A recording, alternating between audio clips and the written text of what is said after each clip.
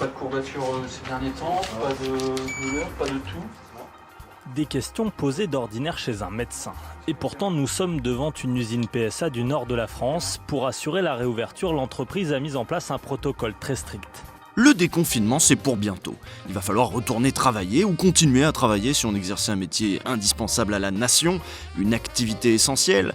Après tout, il va falloir relancer l'économie, vous savez bien. C'est bien beau les pandémies, mais il faut travailler au bout d'un moment. Et pour vous mettre au travail, il y a des mots, des phrases toutes faites, des expressions qu'on entend beaucoup dans la bouche des responsables politiques et qu'on va prendre le temps d'interroger aujourd'hui. On va discuter de ça avec Laëlia Véron, que vous connaissez peut-être. C'est une linguiste qui travaille sur le langage comme enjeu de pouvoir. Discours et pouvoir, langage et pouvoir. C'est bien, hein. C'est assez vague pour que ça résume tout. Ouais, c'est précis, c'est bien. C'est ce qu'il dit sur Wikipédia, alors ça doit être vrai.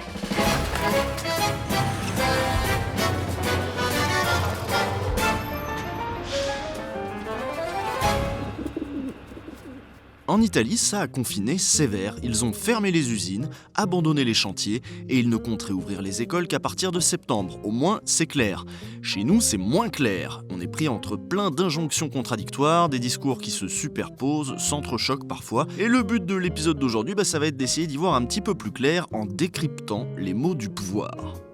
En fait, là, on a l'impression qu'on va avoir les mêmes débats habituels qui reviennent sur le travail, puisqu'on a déjà tout le discours du MEDEF en mode « faut travailler plus », le MEDEF et ses représentants libéraux, et certains qui disent non. Bon, bref, on a l'impression que c'est la même rengaine qui revient. Mais je pense que quand même, le coronavirus, à un moment, a posé cette question de « c'est quoi un travail essentiel, c'est quoi un travail nécessaire ?» Travail essentiel, travail nécessaire. Dans la cour de Bercy, à bord de sa toute petite voiture, son arrivée ne fait pas franchement ministérielle. Vous allez bien? Mais oui, et vous? Ah oui, très bien. Où est votre chauffeur? Il est en confinement. À la fois pour des raisons matérielles, pratiques, aussi bien le maire que Pénicaud ont dû dire qu'il y avait un travail nécessaire, qu'il y avait un travail essentiel, parce que c'est celui-là qu'il fallait continuer à faire tourner et que pour le reste, il fallait privilégier le fait de se confiner. Et en même temps, ils étaient incapables et ils ne voulaient pas non plus dire, ça ne va pas avec leur idéologie, quel était ce travail essentiel. Pour le gouvernement, la santé, c'est une priorité. Surtout celle des entreprises. Et j'ai découvert que j'avais un don d'imitateur. Muriel Pénicaud. Faut travailler, faut travailler, faut travailler. Quelque chose qui montrait bien, à mon avis, leur embarras, c'est quand Bruno Le Maire a pris l'exemple pour justifier le fait de ne pas lister des professions essentielles, a pris l'exemple de la brique de lait. Papa, c'est quoi cette bouteille de lait? En disant quelque chose de vrai, qu'il y a une interdépendance des métiers, qu'il faut produire la brique de lait, qu'il faut ensuite la transporter, qu'il faut la mettre en rayon, qu'il faut la vendre, et que du coup, un métier en entraîne un autre. Je sais pas, par exemple, il n'a pas pris un exemple de Happiness Manager, où d'un coup, on n'entend plus du tout parler de la production de travail type Startup Nation, qui est quand même celle qui vend d'habitude, et d'un coup, c'est plus du tout celle-là qu'on prend comme exemple pour nous expliquer comment le travail fonctionne. Et ça, je trouve ça assez révélateur. Notre demande, c'est, parce que c'est la meilleure solution, c'est le confinement pour tous les salariés qui n'ont pas besoin d'aller au travail. Évidemment, les services publics font partie, c'est bien qu'on le redise en cette circonstance, d'un élément essentiel dans notre pays. Et donc, nous exigeons partout des protections. Par exemple, Martinez, quand il y avait cette question de délimiter quel était le travail essentiel, Martinez a dit que les employés n'ont aucun problème, ceux des salariés, les employés des secteurs de travail essentiel pourraient travailler tant que leur sécurité est garantie, parce que lui, il assumait, c'était le choix contraire, de dresser les listes de ce qui relèverait d'un travail essentiel ou pas. Et il donnait un exemple qui était intéressant, il donnait un exemple de la construction d'un missile en disant qu'il avait demandé à Bruno Le Maire à quoi servait ce missile en temps de coronavirus, est-ce qu'il allait tirer justement sur le coronavirus. Et comme par hasard, c'est pas un exemple que Bruno Le Maire a pris, parce qu'on ne veut pas se poser cette question-là. Et notamment, l'exemple que prenait Martinez, et c'est un exemple hyper important, c'est Amazon. La Cour d'appel de Versailles maintient qu'Amazon doit procéder à l'évaluation des risques professionnels liés à l'épidémie de Covid-19 en y associant les représentants du personnel. Elle demande aussi à Amazon de prendre les mesures nécessaires pour assurer la sécurité et protéger la santé physique et mentale de ses employés. En ça, elle confirme la décision en première instance. En attendant que ce soit fait, la Cour ordonne au géant américain de restreindre son activité, mais elle se montre plus souple que les juges de première instance qui avaient limité les ventes Amazon aux produits alimentaires, d'hygiène et médicaux. Ils ont rusé dans un premier temps Amazon parce qu'ils ont rangé dans Essentiel plein de trucs qui avaient rien à y foutre. en disant on continue, et leur communication c'était ça, c'est de dire on continue à assurer le service parce qu'on assure plein de biens essentiels qu'on livre partout en France, et en fait il leur a suffi à eux d'appeler essentiel plein de trucs qui n'avaient pas lieu de, enfin qui étaient pas en tout cas essentiels dans le sens où nous on l'aurait entendu dans un premier temps, et ils ont utilisé ça dans leur communication. Nous avons besoin de retrouver l'activité et de reprendre le travail. Et je le dis pas simplement pour des raisons économiques, mais aussi pour des raisons sociales, pour des raisons humaines. Il y a des millions de Français aujourd'hui qui attendent de pouvoir reprendre le travail dans des conditions de sécurité sanitaire totale. Mais nous sommes un peuple qui travaille. Travail. Qu'est-ce que c'est le travail ? Est-ce que c'est justement ce qui est nécessaire au fait de combler des besoins? C'est le travail comme valeur d'usage. Je vais ressortir les bonnes définitions marxistes, c'est pas toi qui vas me dire non. Donc c'est ce qui va justement, la production qui va servir à combler des besoins qui peuvent être variés, c'est ça, le travail comme valeur d'usage. Ou on peut aussi penser le travail comme production de survaleur, de profit, notamment pour le capitaliste. Et là, Amazon, on voit bien qu'en réalité, ce qui comptait, c'était de faire du profit à tout prix, quelles que soient justement les choses qu'on livre. Et produire de la survaleur, ça peut être essentiel, notamment dans la compétition internationale. C'est pour ça qu'on s'imagine que l'aéronautique, les armes, les missiles dont parlait Martinez, c'est un secteur essentiel de l'industrie française. Parce que si on n'a plus ça, on n'est pas bien. C'est toute l'ambiguïté quand il dit nécessaire à la nation. La nation. Et c'est quelque chose qui est tout le temps revenu en mode nécessaire à la nation, nécessaire à la nation. C'est comme quand le maire faisait des grandes déclarations. Nous sommes un peuple qui aime le travail, qui trouve sa dignité dans le travail. Nous sommes un peuple qui travaille, qui aime le travail et qui trouve sa dignité dans le travail. Ça, c'est des formules très générales qui empêchent de se poser la question des disparités, au fait. Déjà, on est un peuple qui aime le travail. Qui sont les peuples qui n'aiment pas le travail, à part jouer sur notre instinct chauvin, je vois pas trop ce que ça veut dire.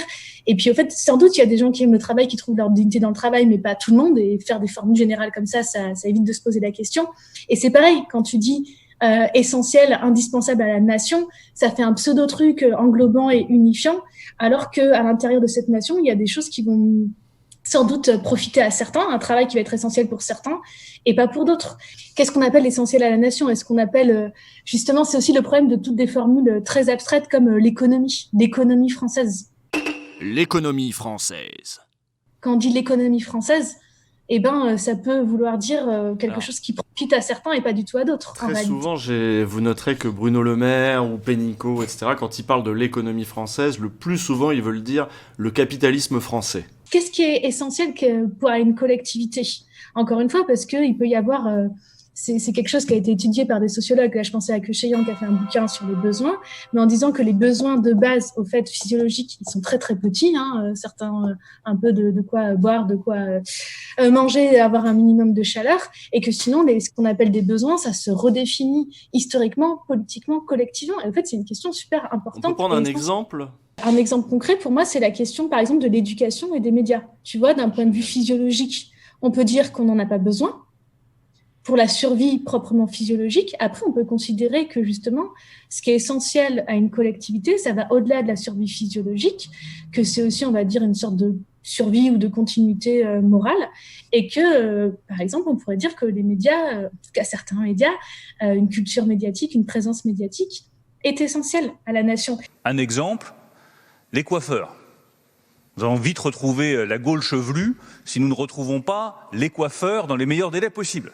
J'aime beaucoup la Gaule chevelue, mais j'aime beaucoup aussi les coiffeurs. Est-ce que l'État et l'autorité de l'État et l'État comme collectif a besoin, par exemple, d'une nation apprenante, soudée autour de son éducation nationale et de la continuité pédagogique qui serait finalement essentielle ?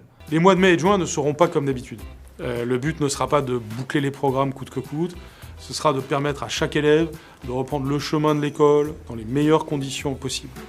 Et qu'il y ait donc une nouvelle sociabilité, qu'on ait d'ailleurs un sens du collectif qui soit encore renforcé par ce que nous sommes en train de vivre et qui est difficile, et que personne ne se sente au bord du chemin. Quand moi j'ai vu par exemple la réaction de Philippe Poutou qui disait... Le message est clair, à partir du 11 mai, il faut reprendre. C'est la réouverture des écoles, les gamins vont revenir, se retrouver tous ensemble, prendre des risques pour eux-mêmes et prendre des risques pour le personnel enseignant et puis tous les adultes qui travaillent dans les écoles, les collèges et les lycées. Et on sent derrière assez clairement quand même le point de vue patronal. D'ailleurs, juste avant, il y avait les discours du MEDEF pour dire qu'il fallait recommencer à travailler. Donc en fait, le seul problème qu'ils ont, c'est de relancer l'activité, c'est de remettre les gens au travail. Et je suis pas sûre que ce soit aussi simple que ça. Je pense que là, il y a des visions différentes du travail essentiel à la nation qui s'opposent. Certes, il y a les profits de certaines entreprises, qui sont pas que du CAC 40 et du MEDEF, le besoin aussi que les salariés reviennent au travail. Mais je pense qu'il y a des gens qui sont sincèrement convaincus que c'est un travail essentiel à la nation,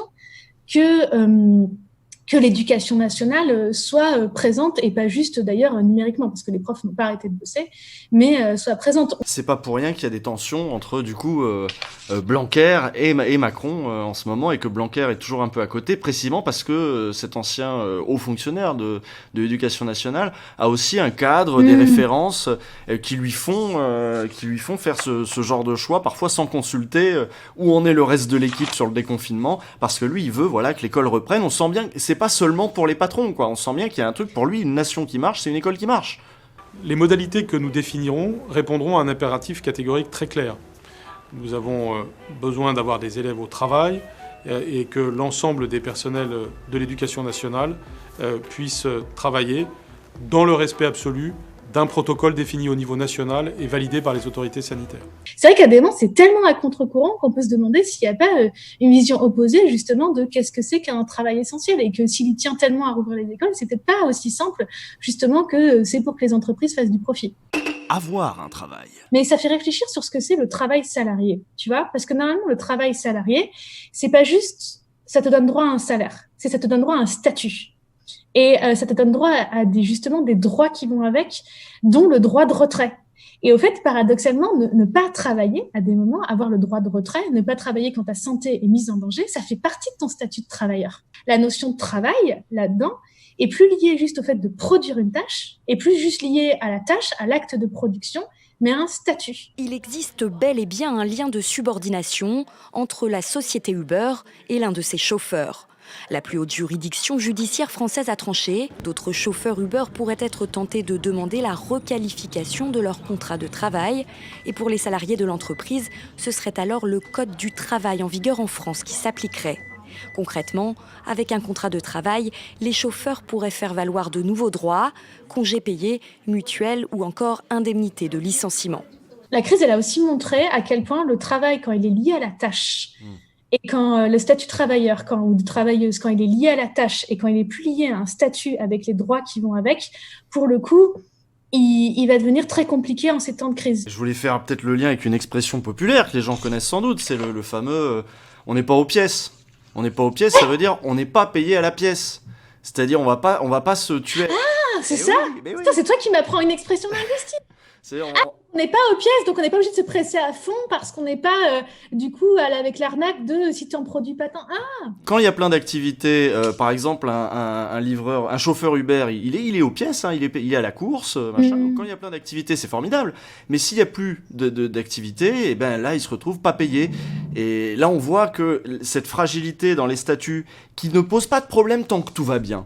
Ça ne pose pas de problème quand l'activité est bonne, quand le secteur est porteur. Ça ne pose pas de problème quand on est en bonne santé, quand on est jeune. Voilà, il y a plein de situations dans lesquelles ça ne pose pas de problème. Et puis, sauf que ça ne dure pas. L'utilité sociale. Johan Chapoutot, dans une tribune dans l'IB, disait que, étonnamment, l'utilité sociale des traders et de chaque métier était inversement proportionnelle au salaire. Plus t'es utile, moins t'es payé. Moins t'es utile, plus tu es payé. Donc il opposait lui aussi. Alors lui, il était encore plus rosse parce qu'il utilisait Sibeth Ndiaye. En disant Sibeth Ndiaye, elle est payée 9 000 € par mois. Sans doute que Sibeth Ndiaye, elle est utile à certaines personnes. Sinon, elle serait pas là. Ne serait-ce que pour remplir le vide de la politique du gouvernement. Ça doit être utile d'avoir quelqu'un qui parle et qui dit des bêtises et qui du coup se prend ça dans la figure. Bonjour et bienvenue pour cette nouvelle édition du Ask PPG. Cette semaine, je suis accompagnée de Muriel Pénicaud, qui est ministre en charge du travail. Vous travaillez. Si on file moi ce que j'avais proposé, c'est en effet quand vous entendez Bruno Le Maire ou vous parlez de l'économie française, de remplacer ça par le capitalisme français, de dire que les bons salaires sont accordés à ceux qui ont des places importantes dans le capitalisme français et pas dans l'économie. L'économie. L'économie, c'est un terme qui est abstrait et qui nous laisse penser que ça nous concerne tout le monde au même chef. Alors que si on dit le capitalisme, on pense les capitalistes et les autres. Ceux qui vont justement avec le capitalisme, ça nous fait quand même souvent penser à la notion d'exploitation, à la notion au moins, même si t'es pas très marxiste, de salaires différents, des grands capitalistes, des grands patrons. Donc, ce qui est intéressant, c'est qu'il y a tout de suite une notion de hiérarchie, d'inégalité, de différents statuts. Et donc, ça brise cette illusion de le travail, l'économie, comme si c'était la même chose pour tout le monde, alors que c'est pas le cas. Souvent, en linguistique, on fait, pour dire qu'il y a des visions du monde différentes, on va dire un mot contre un autre. L'exemple type, c'est cotisation sociale et charge sociale, parce que le mot cotisation et charge n'ont pas la même connotation. Mais aussi, les débats de langue, qui sont des débats politiques et des débats de vision du monde, c'est autour d'un même mot. Et autour du mot travail, je pense que c'est hyper important, parce que c'est aussi une lutte politique de pas laisser croire qu'il y aurait que, en gros, les capitalistes qui voudraient travailler et que les autres seraient des feignants. Pendant longtemps, l'opposition qui a été construite historiquement par le mouvement ouvrier, ça a été d'ailleurs justement l'ouvrier qui bosse contre le patron feignant. Et là, on voit que là où le capitalisme arrive pas mal à renverser cette opposition, à nous dire, tu vois, le capitaliste qui se remonte les manches, c'est Plantu qui va faire... L'entrepreneur. Le capitalisme, la figure du capitalisme maintenant, c'est le jeune entrepreneur dynamique. Et ça, je pense que perdre le mot travail, c'est perdre une bataille qui est importante. On parlait, et on peut remonter ça à loin, hein, tu parlais à un moment, quand on discutait, tu parlais de la loi travail. Déjà, appeler ça la loi travail, c'est une énorme arnaque. Une loi qui cassait le code du travail, qui s'appelait la loi travail, on voyait bien que là, il y avait une bataille pour s'approprier le mot. Et forcément, nous, ça nous met dans une position où, tu le disais, dans les manifs, il y avait des panneaux ni loi ni travail. Et là, ils gagnent aussi quand ils nous font arriver à dire qu'on ne veut pas du travail.